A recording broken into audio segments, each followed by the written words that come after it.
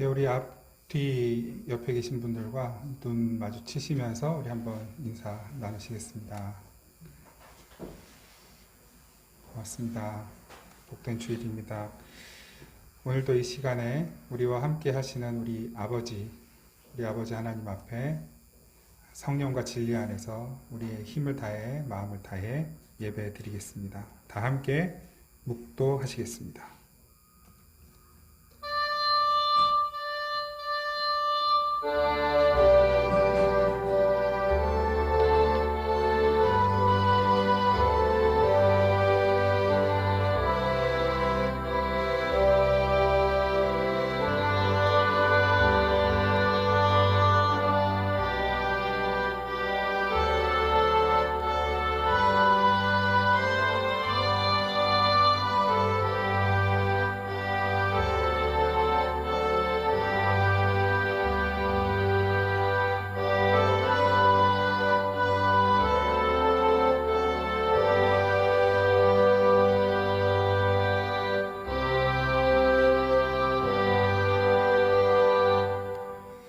여호와를 경외하는 자들아, 너희는 여호와를 의지하여라.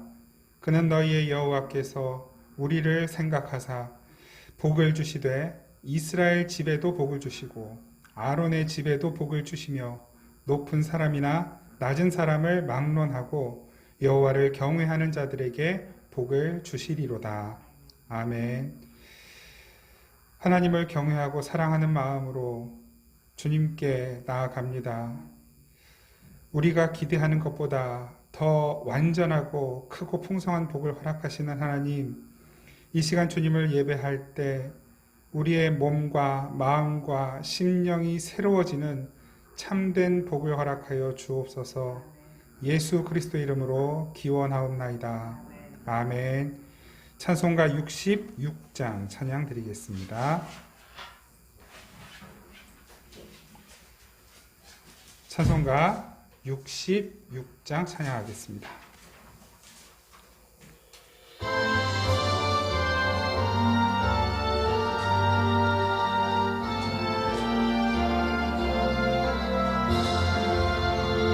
다 감사드리세 온 마음을 주께 바쳐 그 섭리 놀라워 온 세상 기뻐하네. 예부터 주신 복 한없는 그 사랑 선물로 주시네. 이제와 영원히 사랑의 하나님 언제나 함께 계셔 기쁨과 평화에 복 내려 주옵소서. 몸과 맘 병들 때 은혜로 지키사 이 세상 악에서 구하여 주소서. 감사와 찬송을 다 주께 드리어라. 저 높은 곳에서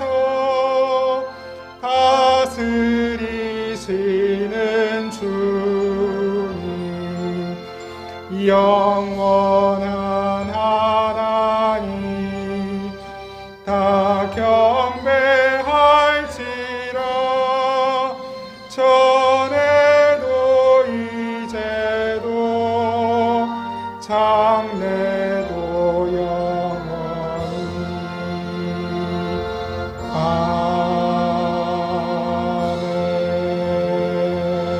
아멘. 지난 한 주간 동안 우리들이 하나님 앞에 말과 생각과 행동으로 행했던 모든 죄들을 침묵으로 고백하며 함께 기도하겠습니다.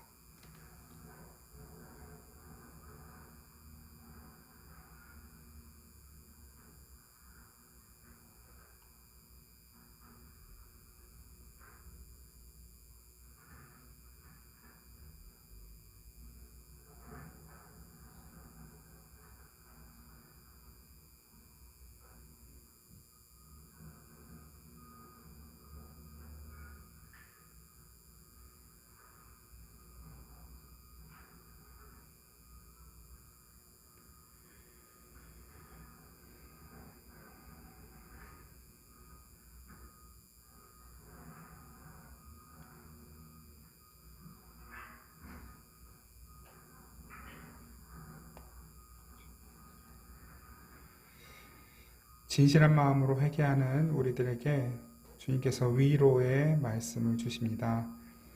그러므로 이제 그리스도 예수 안에 있는 자에게는 결코 정죄함이 없나니 이는 그리스도 예수 안에 있는 생명의 성령의 법이 죄와 사망의 법에서 너를 해방하였음이라. 아멘. 사도신경으로 우리 신앙을 고백드립니다. 나는 전능하신 아버지 하나님 천지의 창조주를 믿습니다. 나는 그의 유일하신 아들 우리 주 예수 그리스도를 믿습니다. 그는 성령으로 잉태되어 동정녀 마리아에게서 나시고 본디오 빌라도에게 고난을 받아 십자가에 못 박혀 죽으시고 장사된 지 사흘 만에 죽은 자 가운데서 다시 살아나셨으며 하늘에 오르시어 전능하신 아버지 하나님 우편에 앉아 계시다가 거기로부터 살아있는 자와 죽은 자를 심판하러 오십니다.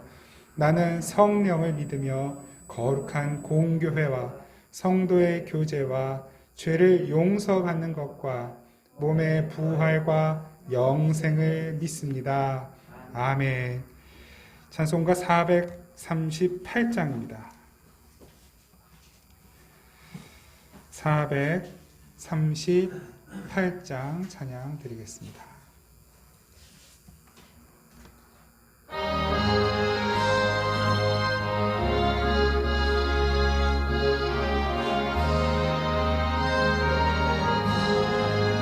내 영혼이 은총 입어 중한 죄짓 걷고 보니 슬픔 많은 이 세상도 천국으로 화하도다. 할렐루야 찬양하세.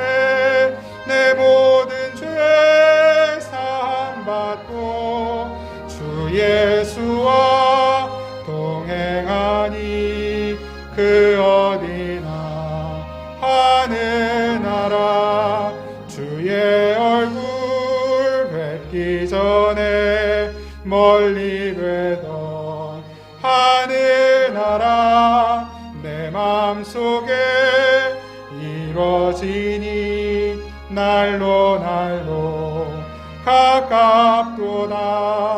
할렐루야 찬양하세.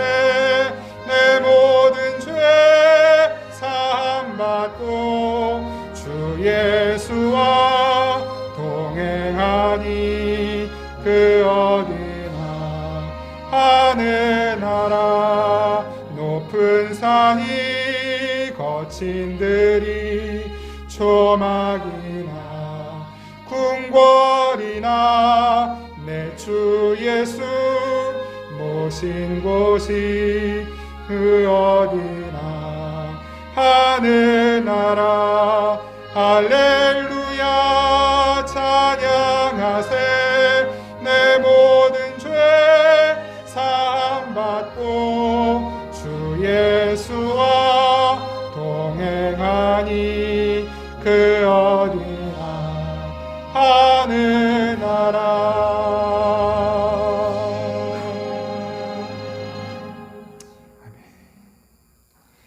기도드리겠습니다. 가장 낮은 이곳에 가장 더러운 우리 심령에 거처를 삼으시고 우리의 섬김을 위하여 섬김을 받으시려고 오신 것이 아니라 우리를 섬기시기 위하여 오신 우리 주님, 그 은혜를 감사하며 찬양합니다. 이 시간 우리가 주님께 드리는 이 예배가 주님 베풀어 주신 은혜에 비할 바 없지만, 그러나 주님, 저희가 주님께 드릴 것 없어 우리의 온 삶을 제물로 주님께 드리오니 부디 이 부족한 저희들을 주의 피로 깨끗하게 씻어주시고 말씀으로 정결케 하셔서 거룩한 산제물이 되어 주님 기쁘게 받으실 만한 제물 되게 하여 주시옵소서. 오늘 이 삶을 주님께 올려드리며 예배하는 이 시간, 주님, 이 자리에 나온 귀한 주의 자녀들 머리 위에 손을 얹어 주시옵소서. 하늘의 신령한 복과 은혜를 베풀어 주시되 우리의 연약한 육신도 어루만져 주시고 주님, 치료의 능력으로 새롭게 하여 주옵소서. 그러나 주님, 우리의 몸이 강건하여도 건강한 몸으로 죄를 지은들 무슨 소용, 무슨 의미가 있으리까? 부디 저희들의 마음과 영혼을 더욱 맑고 깨끗하게 강건하게 하심으로 주님 허락하신 육신 통하여 하나님의 뜻과 하나님의 은혜와 하나님의 생명을 나누는 거룩한 삶이 될 수 있도록 성령께서 저희 모두의 삶을 이끌어 주시옵소서. 구원받는 과정보다 구원받은 이후의 삶이 더욱 귀한 줄 알아서 하나님, 구원받은 우리들을 하나님 그 영원한 나라, 영광스럽고 영화로운 자리로 이끄시기까지 저희도 주님의 선하신 뜻을 순종하며 살아갈 수 있도록 은혜 베풀어 주시옵소서. 때때로 불쑥불쑥 올라오는 우리의 욕심, 탐욕, 자존심, 음란한 마음, 욕된 마음 하나님께서 다 걸러주시고 아버지 하나님, 날마다 우리를 성령으로 충만케 하셔서 하나님의 선하신 뜻 안에서 이 세상을 향하여 거룩함이 무엇인지, 하나님을 사랑하는 자들이 받는 복이 무엇인지를 나타내고 보여주는 복된 삶 살아갈 수 있도록 주님의 은혜를, 생명을, 사랑을 흘려보내는 삶 살아갈 수 있도록 아버지 인도하여 주시옵소서. 시험을 앞두고 있는 우리 귀한 자녀들이 있습니다. 또 열심히 앞으로의 일들을 위하여 공부하는 자녀들이 있습니다. 직장에서 여러 가지 복잡한 일들과 스트레스로 아버지 어려움을 겪는 자녀들이 있습니다. 가정의 문제로 힘든 자녀들이 있습니다. 여러 가지 모든 일들, 하나님 눈에 거치지 않는 것, 하나님 눈에 걸리지 않는 것 하나도 없고 주님 다 살펴보고 계시고 다 알고 계시는 줄 믿습니다. 지혜가 필요하오니 지혜를 주시고, 인내가 필요하오니 인내를 주시고, 겸손함이 필요하오니 겸손함을 주시옵소서.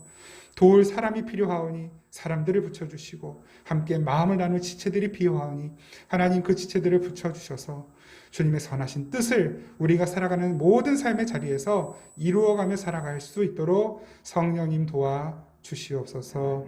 오늘 주님 앞에 예배하는 이 자리가 어떤 자리보다 복된 줄 믿고 나아갑니다. 하늘의 양식으로 저희들의 영혼을 강건하게 배부르게 먹여 주시옵소서. 주님께 귀한 예물 드리는 모든 손길들 주님께서 그 손을 꼭 붙잡아 주시고 더욱 복된 손이 되게 하시고 그 손으로 하는 모든 일들에 하늘의 복이 임하는 은총을 허락하여 주시옵소서. 감사드리고 오늘도 우리를 위하여 은혜 베푸시며 우리를 위해 기꺼이 죽으시고 부활하시고 영원한 생명 주신 우리 주님 예수 그리스도 이름으로 기도드립니다. 아멘. 우리 하나님 말씀 함께 나누겠습니다. 마태복음 6장 9절부터 13절까지 말씀입니다.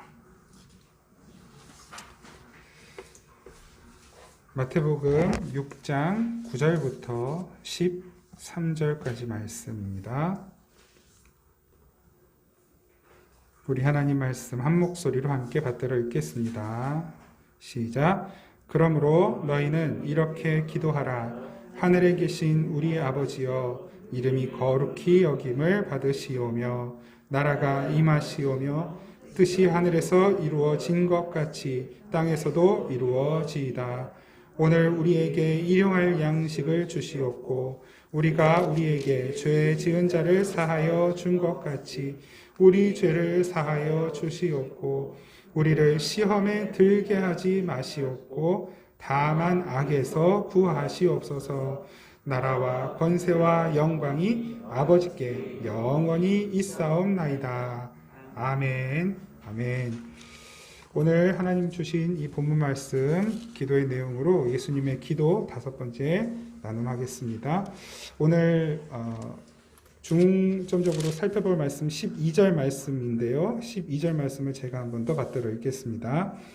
우리가 우리에게 죄 지은 자를 사하여 준 것 같이 우리 죄를 사하여 주시옵고. 아멘. 이 말씀 중심으로 하나님 말씀 함께 나눌 때에 주님께서 우리에게 좀 새로운 깨달음을 주실 뿐만 아니라 우리의 마음을 주님 마음 닮아가도록 좀 인도해 주셨으면 좋겠습니다. 그 기대를 가지고 말씀 나눕니다. 우리가 지난주 말씀을 통해서 하나님께서 주시는 그 하늘의 양식을 구하는 기도에 관해서 함께 말씀을 나눴죠. 그래서 오늘 우리에게 일용할 양식은 오늘 당장 필요한 양식, 오늘 당장 살아가기 위해 필요한 재물, 이런 것들을 구하는 기도가 아니라 그런 것들은 어떻게 해요? 하나님께서 하나님의 자녀들을 얼마든지 기꺼이 먹이시고 입히시는 은총을 베풀어 주시기 때문에 그것은 우리의 욕심을 따라 구할 것이 아니라 하나님께서 베풀어 주시는 것을 믿고 오늘 우리에게 일용할 양식을 구하라는 그 기도는 우리에게서 만들어낼 수 없는, 세상에서 공급받을 수 없는, 그래서 하늘로부터만 주어지는, 하늘에서 주셔야만 주어지는 그 양식, 하늘의 양식을 구하는 기도였죠. 근데 그 양식이 이미 우리에게 주어졌습니다. 예수 그리스도 생명의 떡으로 우리에게 생명의 떡으로 오신, 우리 요한복음 6장 말씀을 통해서 보았죠. 나는 너희를 위해 내주는 참된 양식이고 참된 음료다라고 예수님이 직접 말씀하셨어요. 그 예수를 먹고 마시는 삶, 예수를 먹고 마시는 삶을 살아가는 것, 그것이 우리의 구할 바라는 것이죠. 왜 그것을 구해야 됩니까? 우리는 구원받았으나 여전히 구원받은 삶으로 자꾸 죄를 짓잖아요. 하나님이 주시는 그 구원을 얻기 위해 우리는 가는 것이 아니라 구원을 은혜로 받은 자로서 구원받은 자의 삶을 살아가는 것이 우리의 삶이죠. 그것이 신앙생활이고 그것이 거룩해져가는 성화의 삶이고 그것이 하나님 나라의 백성다운 삶인데 우리는 그걸 살아갈 힘도 없고 실력도 없고 그걸 살아낼 에너지도 없는 거예요. 우리 몸에 필요한 영양소가 있습니다. 탄수화물, 지방, 단백질, 무기질, 탄수화물, 지방, 단백질, 무기질, 뭐였지? 비타민, 무기질이 비타민이잖아요. 탄수화물, 지방, 단백질, 뭐지? 무기질? 하여튼 뭐 있잖아요. 5대 영양소. 하나 갑자기 생각이 안 납니까? 그 5대 영양소가 우리에게 골고루 필요해요. 그래서 그 영양소들이 다양하게 들어간 재료들을 가지고 음식을 만들어서 먹는 것이죠. 그래서 그 영양소를 골고루 섭취해야 지구력도 생기고 근력도 생기고 면역력도 생기고 우리가 건강하게 살아가기 필요한 에너지들이 생긴단 말이에요. 그런데 한 가지만 먹으면 다 밸런스가 안 맞아서 우리 몸의 균형이 무너지고 아픈 상태가 되죠. 면역력도 지나치게 좋아지면 병이 되는 걸 우리가 알잖아요. 그죠? 자가 면역 질환 같은 게 있죠. 면역력이 지나치게 좋으면 그것 때문에 생기는 게 뭐 쉽게 이제 알러지 같은 거. 그죠? 땅콩은 그냥 우리가 먹는 음식인데 땅콩이나 우유나 이런 음식을 섭취했을 때 그것을 우리의 몸을 해하는 요인으로 오인해서 거기에 대해서 공격을 하니까 알러지가 생기고 몸이 아픈 일들이 생기는 거예요. 건강하게 골고루 잘 먹는 것이 건강한 삶을 위한 것이라면 우리의 삶에서 건강한 에너지, 영적 에너지, 예수 그리스도의 삶, 거룩한 삶, 온전한 삶이 나오려면 그 삶을 나오게 만드는 에너지를 먹어야 돼요. 그것이 예수 그리스도예요. 우리의 참된 양식, 참된 음료가 되신 예수 그리스도를 먹고 마셔야만 우리의 삶에서 그 거룩함의 에너지가 나오게 되는 것입니다. 그 에너지를 섭취하지 않는데, 다시 말해서 기도하지 않고 말씀을 먹지 않는데 거룩하게 착하게 살아갈 수 있다고? 거짓말입니다. 꾸밀 수는 있어요. 속일 수는 있습니다. 사람들을. 그러나 하나님은 속지 않으시는 것입니다. 하나님께서 주시는 양식을 먹어야 거룩해지는 것인데, 하나님은 양식을 주셔도 받아먹지 않는 자가 어떻게 거룩한 삶을 살아갈 수 있겠습니까? 그래서 예수님은 그 양식을 구하라고, 기도하라고 가르쳐 주시는 것입니다. 오늘 우리에게 일용할 양식을 주세요. 제가 그것을 받아서 먹겠습니다. 그걸 먹고 잘 소화해서 예수 그리스도의 삶을 나타내 보겠습니다. 완전하지 않아도, 서툴러도, 어설퍼도 그 양식으로 힘을 내서 한번 이 세상 살아가 보겠습니다. 죄의 유혹이 찾아올 때 그 양식으로 얻은 에너지로 한번 그 죄와 싸워보고, 세상의 유혹들이, 세상에서 성공하라고, 세상에서 더 많은 것을 가지려고 하는 그 욕심의 유혹들이 나에게 찾아올 때 하늘의 양식을 먹은 자답게 한번 그 욕심을 이겨보겠습니다. 넘어질 수도 있겠지만 주님 그 힘을 주십시오. 그것이 오늘 우리에게 일용할 양식. 그 일용할 양식이 어떤 양식? 내일을 위한 양식이었잖아요. 우리 성경에서 찾아봤지만 내일을 위한 양식. 그 내일은 물리적인 시간으로서의 다음 날이 아니라 다음 차원의 시간. 우리 이 세상의 인생이 아닌 그 다음 차원의 시간. 영원한 삶을 위한 그 시간을 위한 양식을 하나님이 오늘 주신 것이죠. 마치 광야에서 안식일날 취할 만나를 그 안식일 전날에 미리 수확하여 그 안식일에 먹는 것처럼 그걸 미리 보여주신 거잖아요. 오늘 우리는 그 날, 영원한 날 하나님의 나라에서의 삶을 위한 양식을 지금 받아서 먹고 준비하고 있는 것입니다. 그걸 아는 자들만 살아가는 삶이 무엇이냐면 오늘 말씀에 나오는 내용인 것이에요. 그 양식을 먹은 자들에게서 나오는 에너지로 하게 되는 것, 그것이 무엇인가?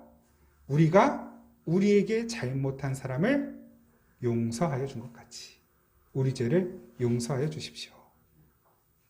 참된 회개가 나오고 남을 용서하는 삶이 나오는 것이죠. 구원이라는 건 기본적으로 가장 중요한 개념이 용서 아닙니까? 우리가 하나님께로부터 용서받았잖아요. 하나님께로부터 받은 용서, 우리가 용서받을 짓을 했나요? 그 죄에 대한 대가를 지불했나요? 제가 법에 대해서는 잘 모르지만 죄를 지었을 때 벌금형을 받았어요. 그 벌금을 낼 돈이 없으면 노역을 하더라고요. 이제 구치소 감옥에 가서 이제 벌금 낼 돈이 없으니까 그 벌금 낼 돈을 대체할 노동을 이제 제공하는 거예요. 그러면 벌금형을 받은 걸로 인정을 해주는 것이죠. 죄를 지어서 몇 년 형을 받았으면 그에 대한 그 형기를 다 마치고 복역을 마쳐야만 이제 너는 죄의 대가를 치렀으니까 자유인이다라고 인정을 해준단 말입니다. 근데 우리가 하나님 앞에 지은 죄를, 아니 내가 무슨 죄를 지었는지도 까먹고 모르고 살아가는 마당에 어떻게 하나님 앞에 그 죄를 용서받겠다고 그 죄의 대가를 우리가 우리 힘으로 치를 수 있겠습니까? 안 되는 거예요. 우리가 용서받을 수 있는 방법은 딱 한 가지밖에 없었던 것이죠. 하나님이 그냥 용서해 주시는 것. 그 이야기가 누가복음 16장에 나오죠. 마태복음 18장에 보면 베드로가 예수님께 묻잖아요. 예수님, 선생님, 우리가 몇 번 용서해 줘야 됩니까? 한번 찾아볼까요? 마태복음 18장.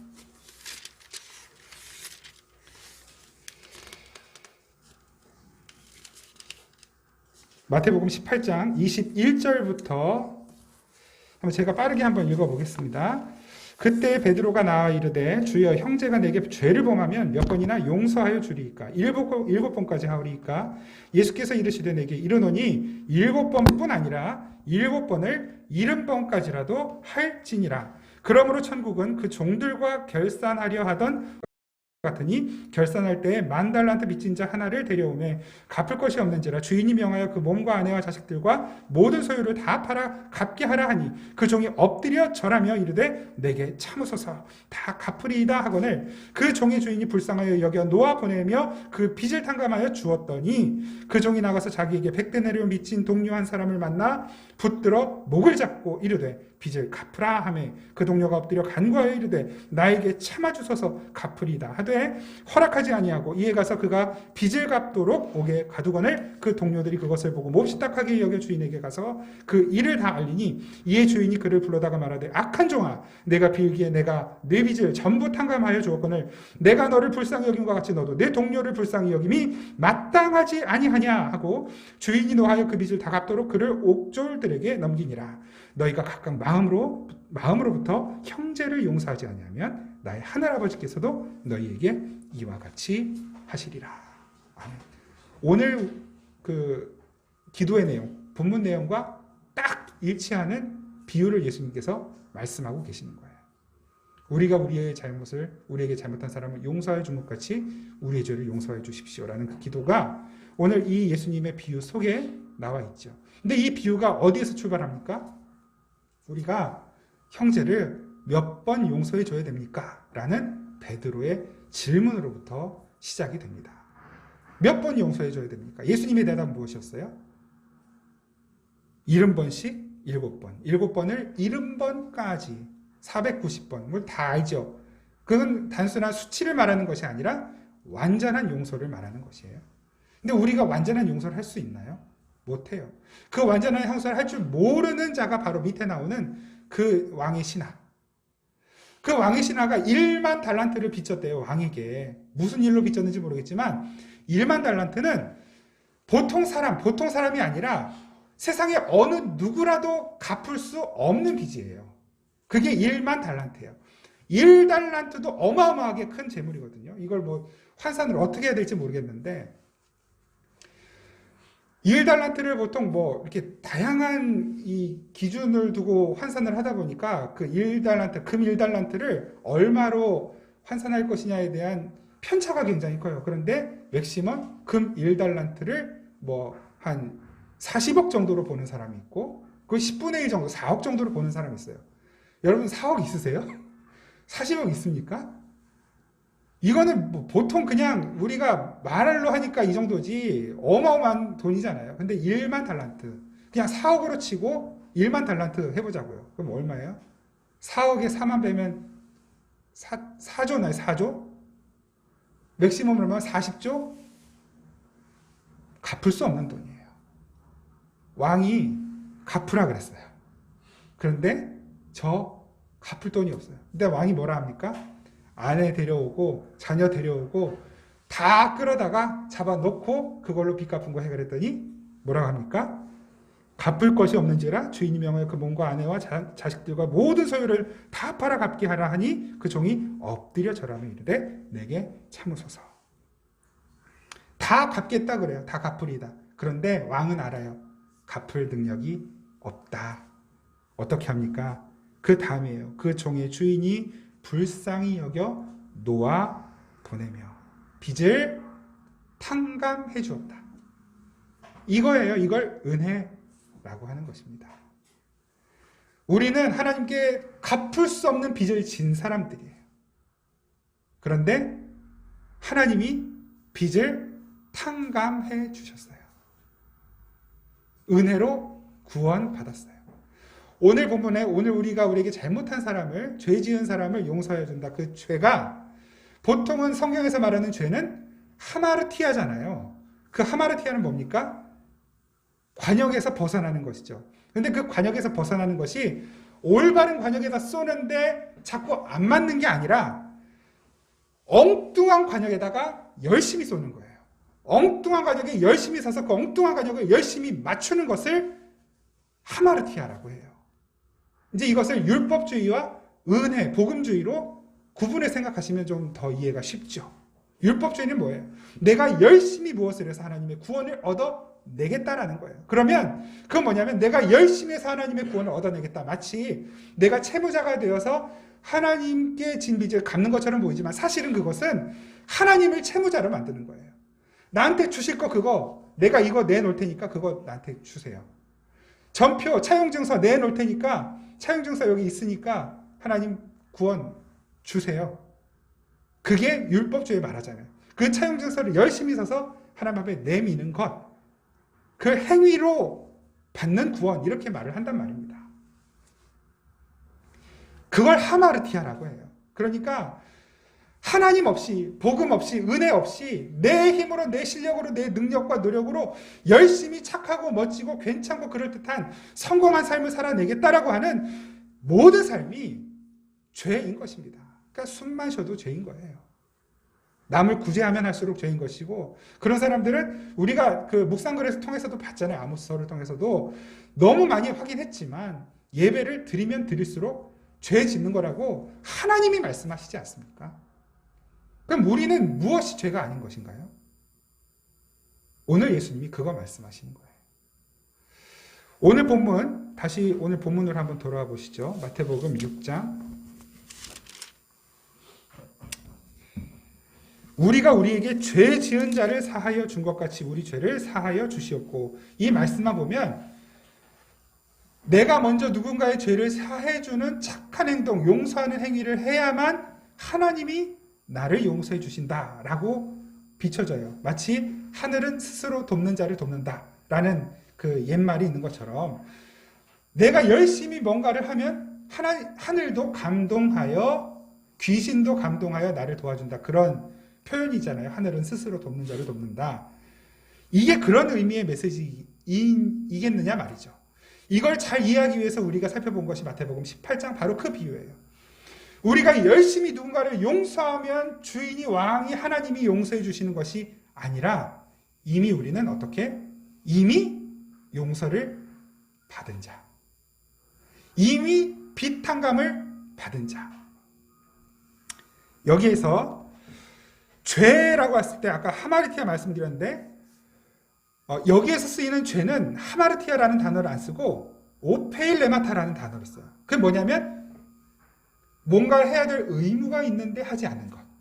진 빚이 있는데 빚을 갚지 않은 것을 오페일레마타라고 해요. 그러니까 우리에게 누군가 진 빚이 있는데 그것을 탕감하여 주는 것, 그것을 우리에게 죄 지은 자를 용서하여 주는 것이라고 번역하고 있는 거예요. 아람어 성경을 보면 정확하게 이렇게 나와 있어요. 이제 저는 아람어 성경을 볼 수 없으니까 다른 분이 해석해 놓은 거를 인용하는 거예요. 우리가 우리의 죄를 용서한 것 같이. 똑같은 말 같으세요? 우리가 우리의 죄를 용서한 것 같이. 성경에는 우리가 우리에게 죄 지은 자를 용서한 것 같이. 같은가요? 다르죠? 누군가 나한테 잘못한 사람인데 그 사람을 용서하는 게 우리가 우리에게 죄 지은 자를 용서하는 것이고, 우리가 우리의 죄를 용서하는 것은 내가 나를 용서하는 거예요. 이해가 되십니까? 혹은 공동체의 범위를 넓혀보면 우리 안에 있는 죄를 용서해 주는 것이죠. 이것은 이렇게 했을 때 하나님의 용서를 받는다가 아니라 원래 이 시제가 동시에 일어나는 시제예요. 우리가 우리의 죄를 용서한 것 같이 하나님 우리의 죄를 용서해 주십시오가 아니라 하나님이 우리의 죄를 용서해 주시는 것과 함께 일어나는 일이 우리가 용서하게 되는 일이라는 것을 오늘 본문에서 가르쳐 주시는 거예요. 우리가 그런 삶을 살도록, 하나님의 용서받은 자다운 삶을 살도록, 1만 달란트 탕감받은 자답게 살도록 해주십시오. 그런데 그 죄를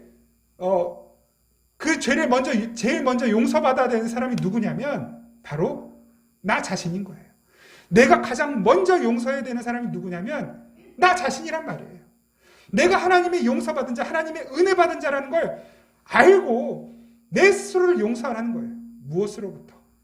이 세상을 향해 있는, 이 세상의 가치를 쫓아가는 나의 잘못된 습관, 잘못된 행실, 그것을 용서하라는 거예요. 그게 무슨 말입니까? 그렇게 살도록 내버려두라는 말인가요? 아니죠. 나는 자꾸 그쪽으로 가요. 이 세상의 가치관, 이 세상의 세계관이 좋아. 그래서 나는 자꾸 그쪽으로 가는 거예요. 그런 나를 자유롭게 해주란 말입니다. 빚을 해결해 주어서 나는 이 돈이 없는 내가 용서가 안 돼요. 나는 아픈 내가 용서가 안 돼요. 나는 누구를 미워하는 내가 용서가 안 돼요. 나는 키 작은 내가 용서가 안 돼요. 나는 못생긴 내가 용서가 안 돼요. 그걸 용서해 주라고요. 돈이 없어도 괜찮아. 못생겨도 괜찮아. 몸이 좀 아파도 괜찮아. 하나님이 너를 용서하셨고 하나님이 너를 만드셨어. 네가 좀 실수해도 괜찮아. 그러니까 계속 실수를 해도 된다는 것이 아니라 우리는 그럴 수밖에 없다는 걸 인정하라는 거예요. 그리고 그것이 진짜 가치가 아니라는 걸 알고 거짓된 가치에 매여 있는 나를 자유롭게 하여 참된 가치 안에서 기쁘고 참된 자유를 누리는. 왜? 우리는 하나님의 용서를 받았잖아요. 온 천지 만물의 주인이신 아버지 하나님의 사랑을 받았잖아요. 그것 말고 더 필요한 게 없다라는 걸 스스로 알게 해주라는 거예요. 스스로를 자유롭게 해주라는 것입니다. 이 세상의 가치로부터 자유로운 자. 그런 사람들은 자연스럽게 항상 기뻐할 수밖에 없게 되어 있고 기도할 수밖에 없게 되어 있고 감사할 수밖에 없는 것이죠. 내가 보고 다른 사람들이 보는 나의 상황과 환경과 여건과 처지는 어쩌면 좀 비루하고 모자르고 부족하고 어설프고 이렇게 부족한 것 투성이지만 하나님이 보시는 나는 하나님의 구원과 하나님의 용서를 받기에 조금도 부족함 없는 온전한 자라는 것을 인정하라는 거예요. 그 믿음을 가진 자들은 하나님의 온전하심을 향하여 가게 되어 있는 것이죠. 정리를 해보면 하나님께서 주시는 하늘의 양식, 예수라는 양식을 먹은 자들에게서는 무엇이 나올까요? 용서가 나오는데 나 자신을 먼저 용서할 수 있게 돼요. 무엇 때문에? 그 하나님이 나를 심판하시고 나를 영원히 멸망시키셔야 하는 하나님이 나를 용서하셨다라는 것 때문에 내가 나를 용서하게 되는 것입니다. 내가 나를 용서하게 되면 자연스럽게 다른 사람들도 용서할 수 있게 되는 거예요. 부족한 거 괜찮아. 더 노력하면 되지. 그런데 그거 아니어도 넌 충분히 사랑받을 만하고 인정받을 만하고 구원받을 만하고 은혜 받을 만한 사람이야. 하나님이 나를 사랑하시고 용서하셨듯 너를 사랑하시고 용서하셨어요. 이게 뭡니까? 복음을 전하는 거잖아요. 복음을 전하는 거, 예수를 전하는 것 아닙니까? 그 양식을 먹은 자들에게서는 그 에너지가 나오는 거잖아요. 그 용서, 사랑, 그걸 뭐라 말하면 좋을까요? 좀 유식하게. 우리 교회는 유식한 공동체니까 아가페라고 한번 해봅시다. 아가페. 이건 사람에게 없는 사랑이거든요. 저에 관해서 말씀드리자면 저도 참 사랑이 부족하고 너무 부족한 게 많은 사람이에요. 매일매일 그날 순간순간 하나님이 이런 나를 용서하셨구나. 이런 나를 받아주셨구나. 야, 이런 나를 목회자로 세우셨다니. 그 자인식이 없으면 저도 견딜 수 없는 삶을 살 수밖에 없어요. 여러분들도 마찬가지이시죠. 하늘의 양식을 먹은 자들에게서는 용서가 나와요. 예수님은 우리에게 그러니까 빚진 자로 살라고 말씀하시는 빚진 자. 로마서 말씀 한번 같이 보겠습니다. 로마서 1장 13절 14절. 로마서 1장 13절 14절. 바울이 자신을 그 하늘의 양식을 먹고 구원받은 자로서 자신을 뭐라고 이야기하는지 그리고 그 삶이 어떻게 가야 하는지 고백하는지 한번 봅시다. 13절 14절 같이 한번 읽어보시죠. 시작. 형제들아 내가 여러 번 너희에게 가고자 한 것을 너희가 모르기를 원하지 아니하노니 이는 너희 중에서도 다른 이방인 중에서와 같이 열매를 맺게 하려 함이로되 지금까지 길이 막혀도다. 헬라인이나 야만인이나 지혜 있는 자나 어리석은 자에게 다 내가 빚진 자라. 아멘. 내가 빚진 자라. 바울이 뭘 했다고? 무슨 빚을 졌다고? 그런데 하나님의 은혜를 받고 그 용서를 받고 보니 내가 빚진 자구나. 무엇에? 그 하나님의 은혜, 아가페, 복음에 그 사랑에 빚진 자구나. 그럼 이 빚을 갚아야 되는데 어떻게 갚아야 할까? 바울이 먼저 자신을 용서했어요. 그 용서하는 과정이 잘 나온 곳이 이제 로마서 7장, 8장이거든요. 그건 나중에 기회가 되면 함께 나누기로 하고 하여튼 그것도 사실 바울도 고통스러워하죠. 자신을 용서하는 그 과정. 오호라 나는 공고한 사람이다. 내 안에 이 두 마음이 싸우는 이 나를 어떻게 해야 할까? 하나님이 이런 나에게 은혜를 베푸셨구나. 자신을 용서하는 거라고요. 그 용서가 일어나니까 그 용서를 흘려보내게 되는 것이죠. 나는 사실은 당신에게 복음의 빚을 졌습니다. 그리고 가야 한다는 거예요. 어디로? 헬라인이나 야만 바바리안이라고 그러죠. 왜 바이킹 막 이런 사람들 있잖아요. 이제 옛날 역사 유럽 영화 이런 거 보면 그런 사람들 지혜 있는 자, 그리스 철학자들 많고 이런데 모든 사람들에게 복음이 전해져야 되는데 내가 바로 그 복음의 빚진 자로서 가야 한다는 거예요. 그런데 갈 길이 막혀서 고생하고 있다는 것이죠. 그런 나를 좀 이해해달라. 내가 그러나 반드시 가서 그 복음을 나누겠다. 이 이야기를 하고 있는 것입니다. 우리가 그렇게 복음을 빚진 자리예요. 로마서 8장 12절 말씀도 한번 같이 보시죠. 로마서 8장 12절. 그 빚진 자들의 삶이 어떤 것인지 12절, 13절 말씀 같이 한번 읽겠습니다. 시작. 그러므로 형제들아 우리가 빚진 자로 돼 육신에게 져서 육신대로 살 것이 아니니라. 너희가 육신대로 살면 반드시 죽을 것이로되 영으로서 몸의 행실을 죽이며 살리니. 아멘. 복음의 빚진 자. 그 빚진 자의 삶은 정리하면 하나님의 하늘로부터 내려오는 양식을 먹고 그 사랑을 에너지로 내놓는, 용서를 내놓는 빚진 자의 삶을 사는 자들은 어떤 삶이냐? 육신대로 살지 않고 몸의 행실을 죽이는 삶. 몸의 행실이라는 게 뭐겠습니까? 죄성으로부터 나오는 행실인 것이죠. 쉽게는 율법주의적 행실부터 해서 나의 탐욕과 나의 음란한 마음과 나의 거칠고 욕된 마음들로부터 나오는 그 행실들을 다 아우르는 말이에요. 빚진 자라는 것을 알면 그 행실을 죽이며 사는 자로 살아가게 된다는 것입니다. 왜 그럴까요? 하나님께서 기뻐하시지 않는 일이라는 것을 알기 때문인 것이죠.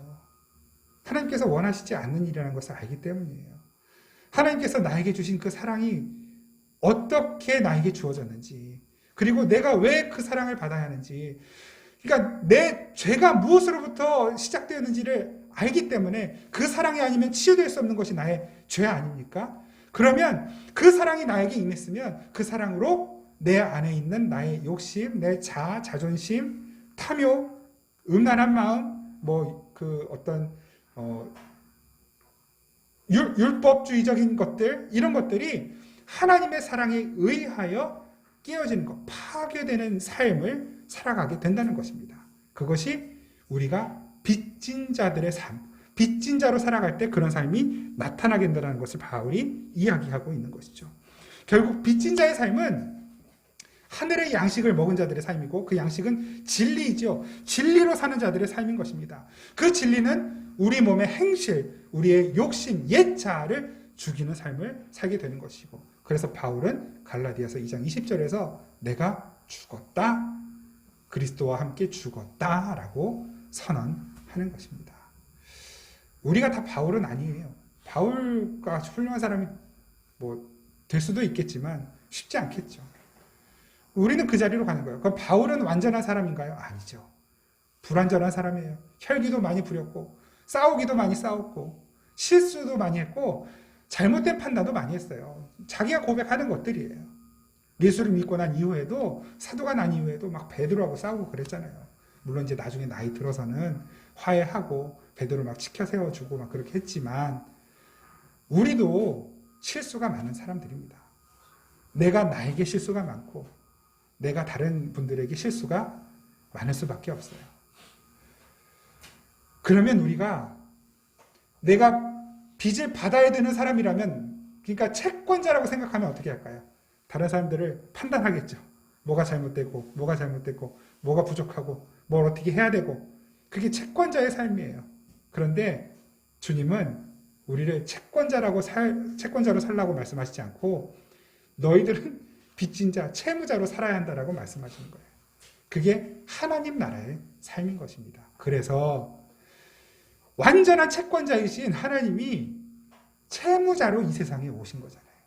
나는 섬김을 받으려 온 것이 아니라 도리어 너희에 대한 채무자로서 너희를 섬기려고 하고 섬김을 주어야 하고 내 목숨을 값으로 너희를 위해 지불하기 위해 왔다.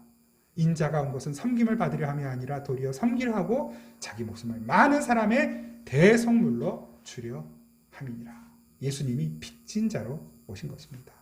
그 삶을 살아내시고 그것을 보여주셨어요. 십자가로. 그래서 바울이 그 채무자의 자리에 내가 예수님과 함께 못 박혔다 라고 고백하는 것입니다. 그게 하나님 나라의 삶이거든요. 하나님 나라는 채권자들이 모여있는 자리가 아니라 다 빚진 사람들이 모여서 내 빚을 남들에게 갚아주며 사는 그 나라가 하나님 나라인 것입니다. 교회는 그런 곳이에요. 아가페 사랑이 있는 교회는 채권자들이 모여있는 것이 아니라 다 채무자들만 모여있어요. 그래서 내가 뭘 갚아줘야 되나, 뭘 섬겨줘야 되나, 뭘 나눠줘야 되나, 뭘 어떻게 도와야 하는가. 예수님의 이야기만 흘러나오겠죠. 예수님의 에너지만 흘러나오겠죠. 생각으로는 너무 아름답지 않나요? 근데 이제 실제로 가다 보면 하나 둘 채권자가 생기고 뭔가 내가 받아야 될 아쉬운 마음들이 내가 받아야 된다라고 하는 빚을 받아야 된다라고 하는 그런 마음들이 생기게 되는 것이에요. 우리는 하나님 나라 가는 날까지 그 마음들과의 싸움인 것입니다. 교회와 성도들은 그 마음과 싸우는 거예요. 내가 채권자인가 채무자인가. 우리는 빚진 자로 돼. 이 사실을 명심하십시오. 빚진 자의 반대는 빚 없는 자가 아니라 내가 빚졌다라는 걸 모르는 자가 빚진 자의 반대예요. 내가 빚졌다라는 걸 모르고 망각하고 까먹으면 마태복음 18장에 그 1만 달란트 탕감받은 종처럼 남에게 100데나리온 내놓으라고 목을 잡았다 그러잖아요. 목을 잡았다는 게 뭔지 아십니까? 숨을 못 쉬겠다는 거예요. 숨통을 끊겠다라고 각오했다는 것입니다. 무엇 때문에? 100데나리온 때문에. 우리는 그 자리로 가게 되는 것이에요. 내가 빚졌다, 내가 탕감받았다는 걸 알지 못하면. 예수님께서 우리에게 가르쳐 주신 우리가 우리에게 잘못한 사람을 용서하여 준 것 같이 우리 죄를 용서하여 주십시오라는 그 기도는 내가 주님의 은혜로 빚을 탕감받은 자로서 나를 용서하고 남을 용서하는 삶을 사는 자가 되게 해주십시오라고 하는 기도인 것입니다. 하나님은 우리에게 빚을 받아내려고 하시는 하나님 아니시죠. 우리가 뭔가 하나님께 갚아야 할 것이 있어서 그거 열심히 일수 찍듯이 오늘 빚 얼마 있는데 안 갚았네 찍으시고 그거 가지고 처벌하시고 그런 하나님 아니시라. 이미 내가 지고 있는 많은 빚을 탕감해 주시고 그 탕감받은 자다운 겸손하고 섬기는 삶을 살아가도록 지원해 주시고 힘을 주시는 하나님이신 것입니다. 내가 받은 은혜의 빚, 복음의 빚, 그 말씀의 빚, 진리의 빚을 그 빛으로 드러내는 아직도 허다하게 많이 그 하나님의 은혜가 필요한 자들에게 그 빛을 나누고 말씀을 나누고 은혜를 나누고 생명을 나누는 자로 살아가는, 우리가 이렇게 어울려 살아가는 우리 주변의 많은 사람들이 그 은혜가 필요한 사람들 아닌가요? 여러분들의 가족 구성원들, 친구들, 직장 동료들, 학교 친구들, 같이 어울려서 내가 속해 있는 공동체, 다 하나님의 은혜가 필요해요. 그런데 그들이 빚진 자라는 걸 모르고 산단 말이에요. 빚을 받으려고 하는 사람처럼 살죠. 우리는 기꺼이 그들에게 섬기는 자로 있어 주어야 하는 것입니다. 그것이 주님 마음이에요. 우리 시간 함께 찬양할 때에 주님께서 나에게 주신 그 은혜를 기억하고, 주님, 제가 빚진 자로 주님께서 나를 섬겨주셨듯이 나도 주님을 섬기며 살기 원합니다. 우리 시간 함께 찬양하겠습니다.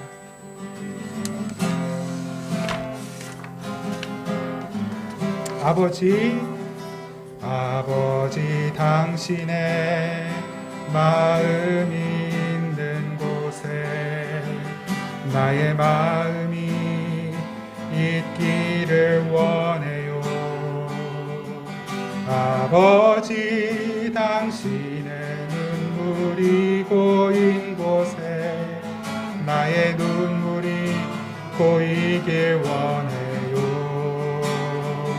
아버지 당신이 바라보는 영혼에게 나의 두 눈이 향하길 원해요. 아버지 당신이 울고 있는 어두운 땅에 나의 두 발이 향하길 원해요. 나의 마음이 아버지의 마음 알아. 내 모든 뜻 아버지의 뜻이 될 수 있기를. 나의 온 몸이 아버지의 마음 알아. 내 모든 삶 당신의 삶 되기를. 처음부터 다시 고백합니다. 아버지 당신의 마음이 있는 곳에 나의 마음이 있기를 원해요. 아버지 당신의 눈물이 고인 곳에 나의 눈물이 고이길 원해요. 아버지 당신이 바라보는 영혼에게 나의 두 눈이 향하길 원해요. 아버지 당신이 울고 있는 어두운 땅에 나의 두 발이 향하길 원해요.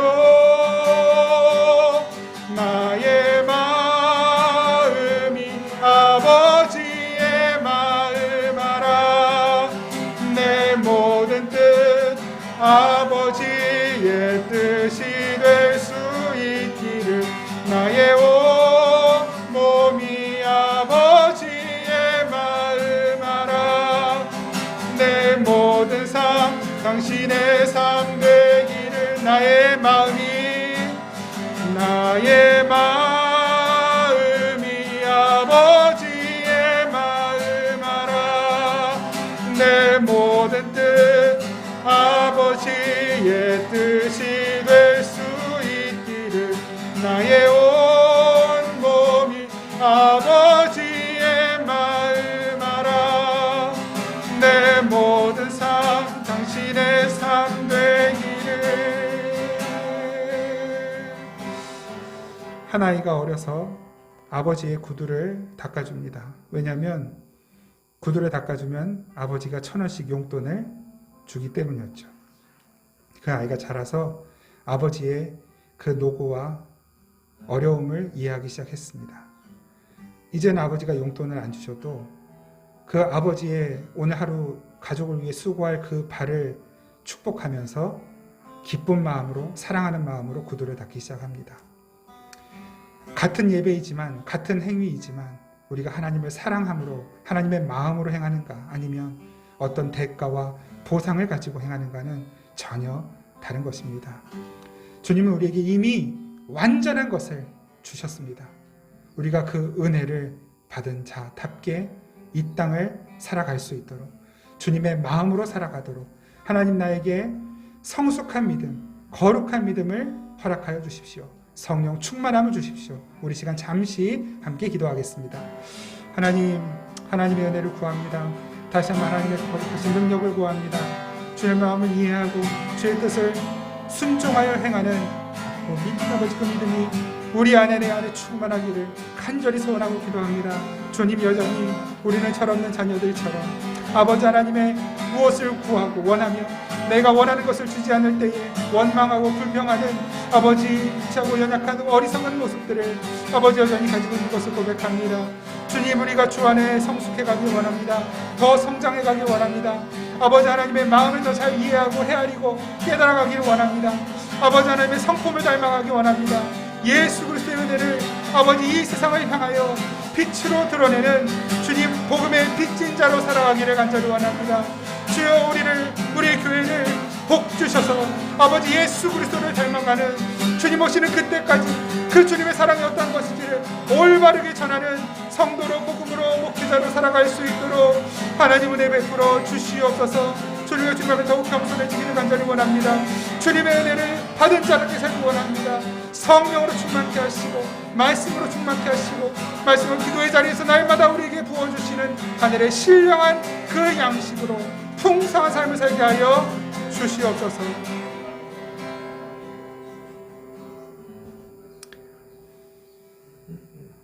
주님의 마음을 헤아릴 때보다 헤아리지 못할 때가 훨씬 더 많은 저희들을 긍휼히 여겨주시고, 하나님, 우리가 신앙의 연조가 깊어질수록 신앙의 깊이가 깊어지기를 원합니다. 주님의 마음을 더 잘 헤아리고 예수님처럼 더 겸손해지고 낮아지고 섬기고 사랑하고 용서하는 삶을 살게 하옵소서. 주님 오실 때까지 우리가 그런 성도, 그런 교회, 그런 목회자 되도록 성령님 붙들어 주시옵소서. 예수님의 이름으로 기도드립니다. 아멘. 우리 주 예수 그리스도의 은혜와 우리 아버지 하나님의 그 놀랍고 신실하시고 무한하신 사랑과 성령의 교통하시고 함께하시고 위로하시고 치료하시고 힘주시며 새롭게 하시는 은혜가 이 시간 주님께 겸손히 머리를 조아리며 주의 은혜의 빚진 자로 세상을 살겠습니다 다짐하고 세상으로 나아가는 우리 생명의 단비교회 모든 성도들 머리 위에 그 가정의 일터에 하는 모든 일들 가운데 항상 함께 계시기를 간절히 축원하옵나이다. 아멘.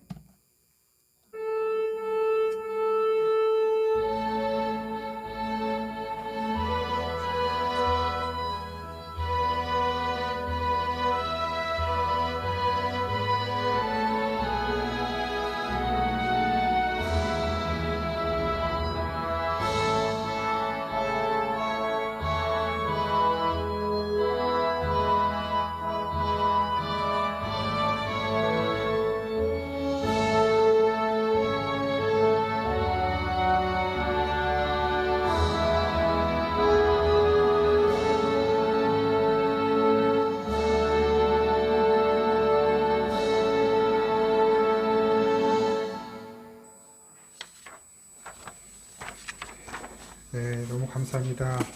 우리 다시 한번 앞뒤 옆에 계신 분들에게 축복하며 한번 인사하겠습니다. 사랑합니다. 축복합니다.